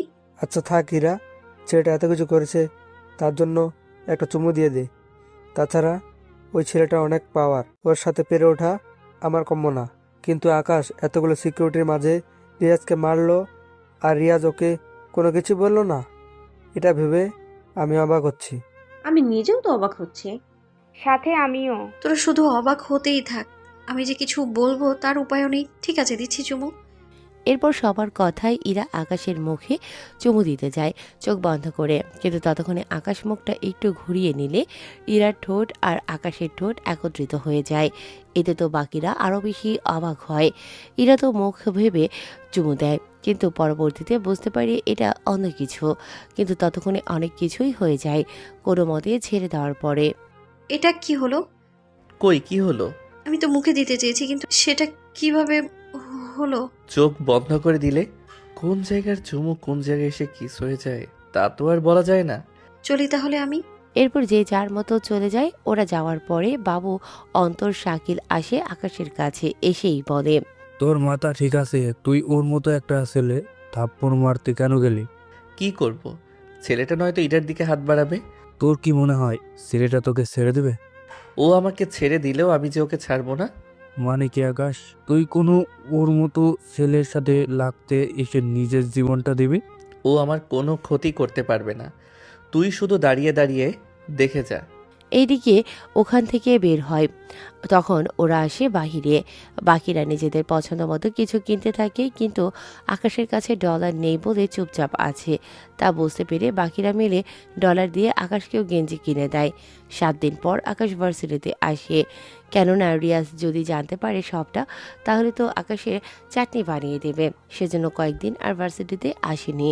ভার্সিটিতে এসে ওদের সাথে আড্ডা দিচ্ছে, তখন জানতে পারে। কি বলছো, কাল তোমার জন্মদিন?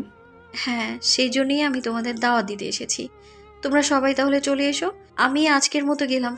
আমার তো অনেক কাজ আছে। ইরা, আমি আসবো কি? আমি তো একটু শপিংয়ে যাব। তাতে কি, আমিও আসি তোমার সাথে। ঠিক আছে, চলো। ওরা দুজনেই শপিংয়ে যায়। এরপর ইরা জন্মদিনে পরার জন্য ড্রেস কিনে। আর ওই ড্রেস যখন ট্রায়াল রুমে যায় পরার জন্য, তখন কিছু একটাতে বেঁধে আটকে যায়। না পারছে ঠিকমতো খুলতে আর নাই পারছে ঠিকমতো পড়তে। এরকম অবস্থায় ইরা আকাশকে ডাক দেয়। আকাশও ভিতরে ঢুকে অবাক হয়ে যায়, সাথে চোখ বন্ধ করে রাখে। তুমি কেন চোখ বন্ধ করতে গেলে? তুমি নিজের দিকে তাকাও, এরকম অবস্থায় দেখলে নিজেকে কন্ট্রোল কি করতে পারবো? আমি আছি এক জ্বালায়, তুমি আছো এইগুলো নিয়ে। দেখো, পরবর্তীতে কিছু হলে আমি কিন্তু দায়ী না। বকবকানি বন্ধ করে ড্রেসটা দেখো কোন দিক দিয়ে আটকালো। এদিকে অনেক খোঁজাখুঁজির পরে দেখতে পায় একটা বাটন আটকে আছে, যার জন্য এরকম ভাবে আটকে আছে। কিছু কি পেয়েছো? একটা বাটন খুলতে হবে। তাহলে দাঁড়িয়ে না থেকে খুলো সেটা। কিন্তু খুলতে গেলে যে তোমার বুকের টাচ লাগবে। এখানে আমি আটকে আছি, তার চিন্তা না করে শরীরে টাচ লাগবে, সেজন্যই চুপ করে বসে থাকবে নাকি বলো? ঠিক আছে, দেখতেছি। এরপর আকাশ হাত দিলে ইরা তো কেঁপে ওঠে আকাশের স্পর্শে। এক কথায় ইরা অনেকটা কেঁপে ওঠে, তাও নিজেকে সংযত রেখে। হয়েছে কি? একটা সুতো আছে, ওই সুতোটা কাটলেই হয়ে যাবে। যার জন্য দাঁত দিয়ে সুতো কাটতে হবে, তাহলেই হবে। তাহলে দাঁড়িয়ে না থেকে তাড়াতাড়ি কেটে উদ্ধার কর আমায়। এরপর মুখ ঢুকিয়ে দাঁত দিয়ে কেটে দেয় সুতো, এটি জামা বাহির করে। কিন্তু ততক্ষণে ইরা অনেকটা অন্যরকম হয়ে যায়, সাথে আকাশ নিজেও। এরপর ইরা না চাইতেও আকাশকে জড়িয়ে ধরে কিস করতে থাকে। মোটামুটি 20 মিনিট পর ইরা বুঝতে পারে কি হচ্ছিল এতক্ষণ ধরে। আর এতক্ষণ ধরে মনে হচ্ছিল ইরা একটা মায়ার ঘরে ছিল। ব্যাপারটা বুঝতে পেরে সরি, আমি বুঝতে পারিনি এরকম কিছু হয়ে যাবে। আমি জানি এখন যা হয়েছে তার জন্য কারোরই দোষ নেই। আচ্ছা, আমি এই ড্রেস নিব না। এই ড্রেসে তোমাকে অনেক মানাবে। আসলে তুমি যদি সবটা ঠিক করে তারপর পরতে তাহলে এরকমটা হতো না। এজন্য এখন পরও, দেখবে ঠিকই লাগবে। এরপর পড়তে থাকে। এবার আর কোনো সমস্যা হয়নি। এরপর ইরা ড্রেস খুলে ফেলে, তারপর বাকিটা পরে বের হয়, সাথে আকাশকে কিছু কিনে দেয় যেন জন্মদিনে পরে আসতে পারে। এরপর বিল দিয়ে চলে আসে ডায়মন্ডের দোকানে। আসলে ইরা একটা নেকলেস আর কানের দুল নেবে, সেজন্য আসা এখানে। কেননা ওর বাবা ওকে গিফট দেবে, সেজন্য ইরা পছন্দ করে কিনতে এসেছে। কিন্তু ওখান থেকে একটা নেকলেস আর কানের দুল পছন্দ হয়, সেজন্য দাম জিজ্ঞেস করে। এটার দাম কত? পুরো সেটটা নেবেন? জি, পুরোটাই নিব। আপনি এই হারের বিশেষত্ব বলুন, মানে গুণগুলো। এরপর ম্যানেজার এমন কিছু বলে যা শুনে ইরা তো অবাক হয় অনেক বেশি করে। আচ্ছা, এটার দাম কত করে? এই তো ম্যাডাম, $5,00,000। কথাটা শুনে ইরা তো অবাক হয়, কেননা এগুলোর দাম বাংলার হিসেব করলে 5,85,00,000 টাকা হয়। এ তো অনেক ডলার। এত ডলার তো নেই। তাহলে অন্যটা দেখো। সেটাই করব। এরপর এরা অল্প দামের মধ্যে কিছু কিনে নেয় আর চলে আসে ওখান থেকে। এরপর আকাশকে ওর বাড়িতে পৌঁছে দেয় গাড়ি থেকে নামার সময়ে। সময় মতো চলে এসো। ঠিক আছে, চলে আসবো। পরের দিন আকাশ রেডি হয়ে চলে আসে ইরার জন্মদিনে। এদিকে সবাই মোটামুটি অনেক কিছু উপহার হিসেবে নিয়ে আসে। তাদের মধ্যে আকাশ ওর হাতে একটা বক্স নিয়ে এসে ইরার হাতে দেয়। জন্মদিনের শুভেচ্ছা রইল। Thank you. তা তোমার হাতে ওটা কি? এই তো সামান্য একটু উপহার এনেছি তোমার জন্য। সামান্য উপহার? তাহলে তো দেখতে হয়। আমরাও দেখি। তোরা দাঁড়িয়ে আছিস কেন? তাড়াতাড়ি করে এটা খেলা শুরু করি। এরপর ওরা বাক্স খুলে একটা হার আর একটা কানের দুল দেখতে পায়, তার সাথে হাসতে থাকে। এই সামান্য উপহার? কই দেখি কি এনেছো। বক্স হাতে নিয়ে হার আর কানের দুল দেখে অবাক হয়, কেননা এটা সেই কানের দুল যেটা ইরা গতকাল ডায়মন্ডের দোকানে দেখেছিল। তুমি এটা কোথায় ফেলে? তুমি যেটা ভাবছো এটা তা না। সেই রকমই হবে। এরা, তুই কি এটা পরবি নাকি? এনেছে যখন পড়ি না একবার। এরপর আকাশের দেওয়া এইগুলো পরে নেয়। তবে ইরাকে এত মানিয়েছে যা বলার বাহিরে। বাসায় অনেক আলো ছিল বলে নেকলেস থেকে কোনো আলো আর বের হয়নি, সেজন্য ইরা নিজেও বুঝতে পারেনি। এদিকে ইরা কেক কেটে একে সবাইকে খাইয়ে দেয়। এরপর ইরা ওখানে কিছুক্ষণ থেকে চলে যায় ওর রুমে ড্রেস চেঞ্জ করার জন্য। এই ফাঁকে বাকিরা তো আকাশকে অপমান করতে থাকে। এইদিকে ইরা ওদের কাছে আসতেই বুঝতে পারে কিছু একটা তো হয়েছে এখানে। এদিকে বাকিরা এরপর কথা শোনাতে থাকে, যা ইরার প্রথম প্রথম শুনে একটু খারাপ লাগলো, কেননা আজকের ঘটনার পরে ইরা একটু হলেও দুর্বল হয়েছে আকাশের উপরে। সেজন্য সবার কাছ থেকে উঠিয়ে নিয়ে একটু সাইডে আসে আকাশকে নিয়ে। তুমি আমাকে এখানে কেন নিয়ে আসলে? একটা কথা জানার জন্য। কি কথা বলো? তুমি সত্যি করে বলো তো। কোন সত্যি? ওই হারটা কি সত্যি আসল নাকি নকল? ওই দিন তো তুমি এটার দাম শুনলে, তাহলে তোমার মনে হলো কিভাবে এটা আমি কিনতে পারবো? কিন্তু এটা তো হুবহু ওটার মতোই। এটা নকল, যা আমি $50 খরচ করে কিনেছি। এরপর ইরা কোনো কিছু বলেনি। এইদিকে পার্টি শেষ, সেজন্য সবাই যে যার মতো বাসায় চলে যায়। পরের দিন সকালে ইরা যে বক্স নিয়ে চলে আসে ডায়মন্ডের দোকানে, যে দোকান থেকে ইরা এই নেকলেস দেখেছিল, কিন্তু বেশি থাকার জন্য কিনতে পারেনি। ভেতরে এসে, আপনাদের ম্যানেজারকে একটু ডেকে দিবেন, ওনাকে এই বক্সটা দেখানোর ছিল। জি ম্যাম, আপনি 1 মিনিট অপেক্ষা করুন। আর আপনার হাতে এটা কি? এটাই তো ওনাকে দেখানো ছিল। স্যার তো একটু বাইরে গেছে, আসলে 10-15 মিনিট লাগবে, ততক্ষণে আপনি এটা বের করেন, দেখি এটার মধ্যে কি আছে। এরপর ইরা বক্স খুলে ওনাদের নেকলেস আর কানের দুলটা দেখায়। ছেলেটি এগুলো দেখে অবাক হয়। ম্যাম, এটা আপনার কাছে কি করে এলো? যেভাবেই হোক এসেছে। আপনি এটা চেক করে বলতে পারবেন কি এটা আসলে নকল নাকি আসল? সরি ম্যাম, এটা তো আমি বলতে পারবো না, এটা তো স্যার একমাত্র বলতে পারবে, কেননা এটা খুব গুরুত্বপূর্ণ একটা নেকলেস। এটা আসল নাকি নকল তা একমাত্র উনি বলতে পারবেন। এভাবে কথা বলতে বলতে ম্যানেজার চলে আসে। ম্যানেজার এসে জিজ্ঞেস করে, কি হয়েছে, আমাকে এভাবে আসতে বলেছো কেন? স্যার, উনি একটা নেকলেস নিয়ে এসেছে, এটা আসল নাকি নকল তা জানার জন্য। কই দেখি তো হারটা। এরপর ম্যানেজার হারটা দেখে চিনতে পারে আর ওটা টেস্ট করতে থাকে। টেস্ট করা শেষ হলে, এটা আপনি কোথায় পেলে? আপনি আগে এটা বলুন, এটা আসল নাকি নকল? আমি বাকিটা পরে বলতেছি, আপনি আগে এটা বলুন, এই হার চুরি করছেন নাকি কেউ দিল? এটা কি ধরনের কথা বলছেন? গতকালই আমি আপনাদের এখানে এসে এর হারটা দেখলাম। দাম অনেক বেশি থাকার কারণে আমার আর কেনা হয়নি। আমার সবই মনে আছে, আর এই হারটা আজকে আমাদের বড় কাস্টমার কিনে নিয়েছেন, কিন্তু এই হার আপনাকে কে দিল? তার মানে আপনি বলতে চাইছেন এটা আসল? এটা তো আমার বয়ফ্রেন্ড আমাকে দিয়েছে। গতকাল আমার সাথে সে যে এলো, ও আমার বয়ফ্রেন্ড। জি ম্যাম, এই হারটা আসল। ছেলেরা তার স্ত্রীকে পর্যন্ত এত দামি হার দেয় না, সেখানে আপনার বয়ফ্রেন্ড আপনাকে দিয়েছে, এমনটাও তো হতে পারে উনি চুরি করেছে আমাদের গুরুত্বপূর্ণ কাস্টমার থেকে। আপনি একটা কাজ করুন, ওনাকে কল দিয়ে বলুন এখানে আসার জন্য। ওর জন্য আমাকে এখন অপমানিত হতে হচ্ছে। ওকে তো একটা শিক্ষা দিতেই হবে। এ বলে আকাশকে কল দিয়ে এখানে আসার জন্য বলে। 30 মিনিটের মধ্যে চলে আসে এখানে। কিছু কি হয়েছে? তুমি এই হার কোথা থেকে কিনলে? কোথায় থেকে আবার এখান থেকে? কিন্তু তুমি এই হার এখানে কেন আনতে গেলে? তার আগে এটা বলো, তুমি এত ডলার পেলে কি করে? যেখান থেকেই পাই। তাছাড়া তোমার এটা পছন্দ হয়েছে সেজন্য আমি কিনে দিলাম। এটা আপনি কিভাবে কিনলেন? এটা তো আমার গুরুত্বপূর্ণ কাস্টমার কল দিয়ে কাউকে পাঠায়, আর আমি ওনার হাতে এটা দেই। আমার যতদূর মনে পড়ে এটা আপনি ছিলেন না। ওটা আমি ছিলাম না, কিন্তু আপনি যার সাথে কথা বলছিলেন ওই লোকটা আমি ছিলাম। তা কি করে সম্ভব? আপনি ওই নাম্বারে কল দিন, আর এইটা হচ্ছে আমার মোবাইল, তাহলে তো আপনি বুঝে যাবেন। ম্যানেজার কল দেয়। সাথে সাথে আকাশের ফোনে কল আসে। এরপর ম্যানেজারের বিশ্বাস হয় এটা উনিই ছিল। এরপর ম্যানেজারের ক্ষমা চেয়ে নেয়। কিছুক্ষণ পর আকাশ ইরাকে নিয়ে ওখান থেকে বের হয়ে আসে। রাস্তায় ইরা তো নানা ধরনের প্রশ্ন করতে থাকে। তুমি এতগুলো ডলার পেলে কোথায়? তা জেনে তুমি কি করবে? তোমার তো হার ভালো লেগেছিল, সেজন্য কিনে নিলাম। তাই বলে কোটি ডলার খরচ করবে? তুমি আমার একমাত্র জিএফ, তাছাড়া আমার যা কিছু আছে সবই তো তোমার। সেজন্য তোমার জন্য খরচ না করলে আর কার জন্য খরচ করব বলো? আমি তাহলে বাসায় যাচ্ছি, তোমাকে নামিয়ে দিয়ে তাহলে বাসায়।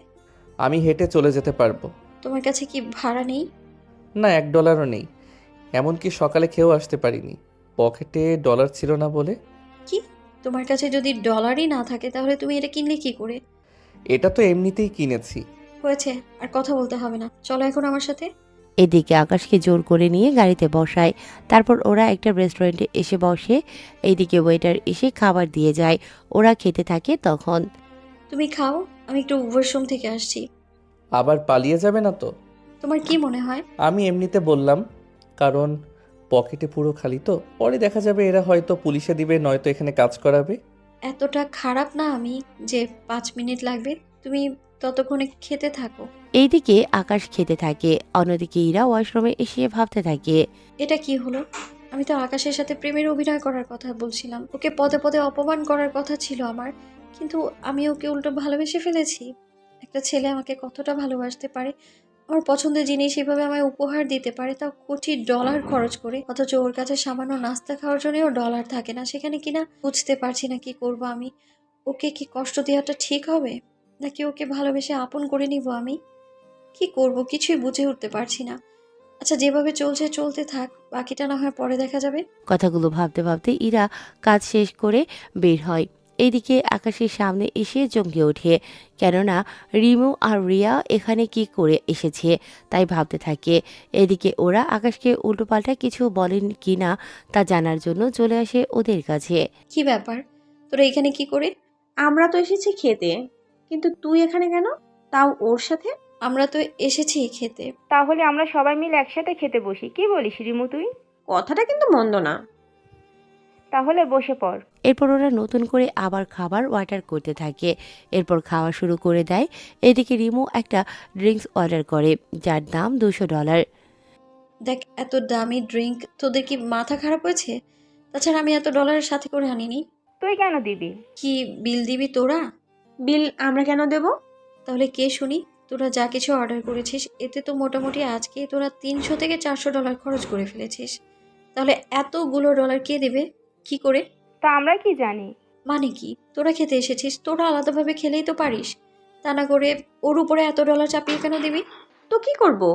থাক, আমিই বিল দিব। তাও তোমরা ঝগড়া থামাও। কি, আমি ঝগড়া করি? আমি তোমার কথা বলিনি। আচ্ছা, ওয়েটারকে বলো বিল রেডি করতে। তুমি এতগুলো বিল দিবে কি করে? এত কিছু যখন পেরেছি তখন এটা তো সামান্য মাত্র। এইদিকে ওয়েটার তো বিল নিয়ে আসে। আকাশ কার্ড বের করে যেই বিল দিতে যাবে তখনই ওখানে ম্যানেজার চলে আসে। বিল কেন দিবে না? তাই বলে এতগুলো বিল আপনি নেবেন না? আমার কোনো কিছু লাগবে না, তোমরা তাহলে, আমরা গেলাম। এদিকে ওদের কারো মাথায় কিছু ঢুকছে না, কেননা রিমু আর রিয়া যা ভেবেছিল তার কোনো কিছুই হলো না বলে ওরা একটু বেশি অবাক হয়। এদিকে ওরা বের হতে যাবে তখনই ইরা কারোর সাথে ধাক্কা খেতে যাবে, সাথে সাথে আকাশ ইরাকে সাইডে সরিয়ে দেয় আর আকাশ নিজে ওই লোকটার সাথে ধাক্কা খায়। লোকটাকে যদিও আকাশ চিনতে পারেনি, কিন্তু ইরা ঠিকই চিনতে পেরেছে, কেননা লোকটা আর ইরার বাবা একই সাথে বিজনেস করে। তবে লোকটা ইরার বাবার কাছ থেকে প্রোডাক্ট কিনে সেগুলো বাজারজাত করে। তুমি রফিক চৌধুরী মেয়ে ইরা? জি আঙ্কেল, কিন্তু আপনি এখানে কেন? আর সবসময় সিকিউরিটি নিয়ে ঘুরতে হয় নাকি? কি করব, বলা তো যায় না কখন কি হয়ে যায়। তাই এই ছেলেটাকে আমার সাথে এতগুলো সিকিউরিটি থাকার সত্ত্বেও তোমাকে যেভাবে বাঁচালো, সত্যি ছেলেটাকে সাহস আছে বলতে হবে। আঙ্কেল, ও আমার বয়ফ্রেন্ড, ওর সাহস একটু বরাবরই বেশি, সেটা আমি জানি। এদিকে রিমু আর রিয়া তো অবাক হয়, কেননা ইরা এভাবে ওকে বয়ফ্রেন্ড বলে পরিচয় করিয়ে দেবে ওরা এটা ভাবতেও পারেনি। কি বলছিস এগুলা? আমি কি করলাম? তুই ওকে তোর বয়ফ্রেন্ড বলে পরিচয় করিয়ে যে দিলি, এখন উনি যদি তোর বাবাকে বলে দেয় আর তোর বাবা যদি কোনো ঝামেলা করে বসে? তা পরে দেখা যাবে। তোমরা নিজেদের মধ্যে কি কথা বলছো? না মানে আঙ্কেল, ওরা আপনার সম্পর্কে জিজ্ঞেস করছিল। তা তোমাদের খাওয়া কি শেষ হয়েছে নাকি মাত্র খেতে এলে? আমাদের খাওয়া শেষ, এখন বের হব। তাহলে আঙ্কেল চলি আমরা। ওরা চলে আসে ওখান থেকে। এভাবে কয়েকদিন কেটে যায়। এদিকে ইরা এখন নিজে থেকেই আকাশের খেয়াল রাখতে শুরু করে। কিছুদিন পরে, ইরা, ইরা, কোথায় গেলি? কি হয়েছে আব্বু, তুমি এভাবে ডাকছো কেন আমায়? তোর সাথে আমার কিছু কথা আছে। কি কথা বলো? আমি তোর জন্য ছেলে দেখতেছি। বুঝলাম না, আমার এখনো পড়াশোনা শেষ হতে আরো 8-9 মাস বাকি, আর তুমি এখন থেকে ছেলে দেখছো মানে? তাতে কি, এখন ছেলে দেখে রাখি, পরে যখন তোর পরীক্ষা শেষ হবে তখন দেব। আমার তো মনে হচ্ছে তুমি ছেলে পছন্দ করে রেখেছো। করে নে তেমনি। তার নাম কি ছেলে শুনি? রফিক ইরাকে নাম বলতে যাবে তখনই রিয়া কল দেয়। আব্বু, রিয়া কল করেছে, আমি ওর সাথে একটু কথা বলে আসি। এরপর রিয়ার সাথে কথা বলে বেরিয়ে পড়ে ভার্সিটির দিকে, কেননা অভি আর রিয়াজ আজকে নিজেদের মধ্যে মারামারি করতে থাকে। কেননা মারামারি লেগেছে ইরার কারণে, আর সেটা কিভাবে তা আমি আপনাদের পরেই জানাচ্ছি। একটু পরে এরা ভার্সিটিতে আসে, এসে দেখে কিছু কিছু সিকিউরিটি আঘাত পেয়েছে, আর অভি আর রিয়াজ নিজেদের মধ্যে মারামারি করার জন্য একটু দুজনেরই রক্ত বের হয়েছে। এদিকে পুলিশ এসে পরিস্থিতি সামাল দিল। আপনারা যদি নিজেদের মধ্যে এভাবে মারামারি করেন তাহলে আমাদের দেখা বাকির কি শিখবে? ওই রিয়ার ছেলেটার সাহস কি করে হয় আমার বন্ধুদের নিয়ে নোংরা কথা বলার? কাকে নিয়ে কি বলছেন? সেটা আমি আপনাকে পরে বলবো, আপনি এখন আসতে পারেন। আপনাদের এই রকম অবস্থা, রেগে গেলে আপনারা আবারও মারামারি শুরু করে দিবেন, সেজন্য তা আমি হতে দিতে পারি না। এই যে মিস্টার পুলিশ অফিসার, আপনি এখান থেকে আসতে পারেন। আমার ব্যাপার আমি নিজেই বুঝে নিব। দেখুন স্যার, আপনারা এই শহরে সবচেয়ে ধনী পরিবারের সন্তান। আপনারা যদি এরকম করেন তাহলে কি করে হবে? আপনাদের জন্য তো আমাদেরই বিপদে পড়তে হবে। সেটা আপনাদের ইচ্ছে, তবে আজকে আমি তো ওকে মেরেই ছাড়বো। শান্ত হন আপনারা, কেউ কাউকে মারতে হবে না। আপনারা দুজনেই এখন সরে দাঁড়ান। আমি আপনাদের পরিবারকে খবর দিয়েছি, ওনারা এখনই চলে আসবে। কয়েক মিনিট পরে রাজীব চৌধুরী আর জাফর চৌধুরী ওখানে এসে নিজেদের ছেলের কাছে যায়। কার এত বড় সাহস আমার ছেলেরে মারে? আমি মেরেছি। কি করবেন আপনি?